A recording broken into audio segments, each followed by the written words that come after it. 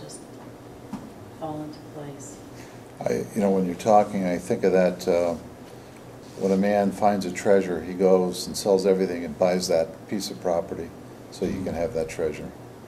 That treasure is Jesus Christ. What a treasure we have in him. So I didn't get to conclude, but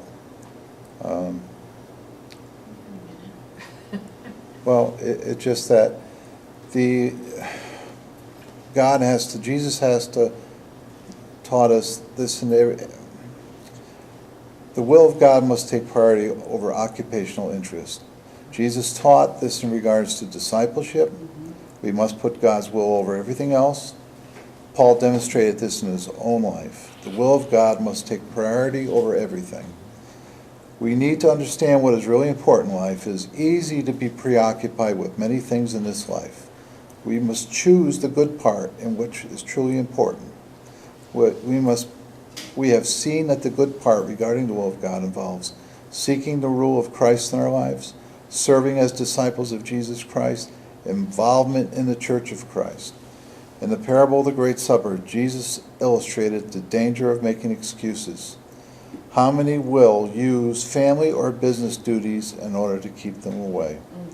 The displeasure of God when people do not put his will first. But when we truly understand what God's will is for us, the blessings experienced by doing his will, then making God's will priority one will not be a problem for us. Have you made God's will number one priority in your life by submitting to the reign of Christ, becoming a disciple of Jesus Christ, and giving his church the proper place in your life?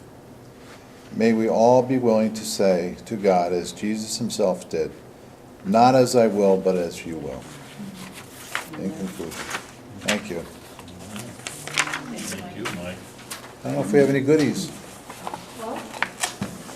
That was very good, Mr. Mike. Thank you. Oh, you're